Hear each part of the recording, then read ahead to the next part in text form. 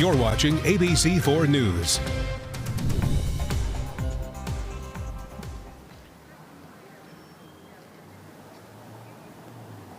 All right, you guys, we are back here joining you live off of Park City's Main Street. I got to tell you, I've been kind of celebrity hunting all day, and I had to bring the biggest legend I've seen, Craig Wirth. Because, goodness. Brian, have you seen as many people come up and say hi as we have today? Everybody knows Craig. They take pictures with Craig. I mean, Craig's going to be all over your social media feed later. It's been great. But, Craig, you have seen so many of these festivals, and you were telling us just a few minutes ago that at the beginning of this, one would never have imagined what it would become. It would have been the worst movie script you could have thought of, that you would take, 2 or 3 people and put together a festival that became world famous. Of course, we owe the legacy of Robert Redford and the Sundance people that made it, but 50 years ago, almost 50 years ago, it was just people who loved film, who put together a little festival in Salt Lake City. I was a reporter then. I was not a visionary. I would have never guessed in a zillion years we'd be standing looking at all this. It's amazing. Wow. It all started in 1978. It was to be a film festival at the old Trolley Corners Theaters. We rewind the film. It was called the U.S. Film Festival in its first years. It was founded on a vision to showcase creative independent films of the era.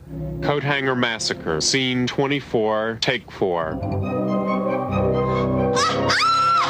Oh, and that first film festival of September 6, 1978, well, it had a lot more to do with historic films than with new releases.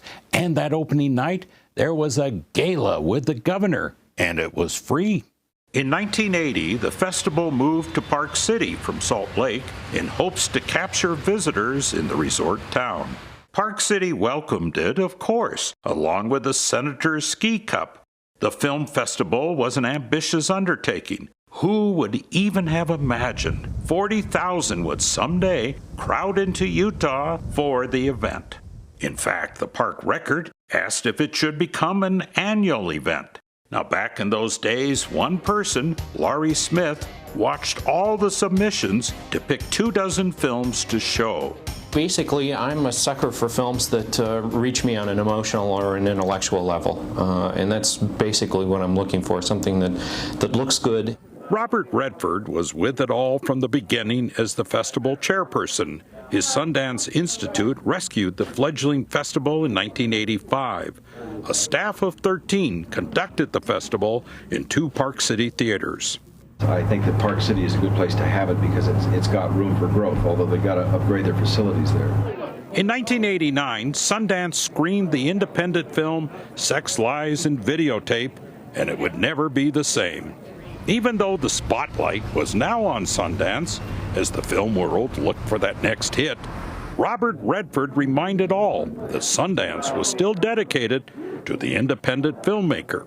The tendency is to really want to reach out and become the Cannes Film Festival, which I think is a big mistake. Once you do that, it's like opening chain restaurants. You begin to lose quality.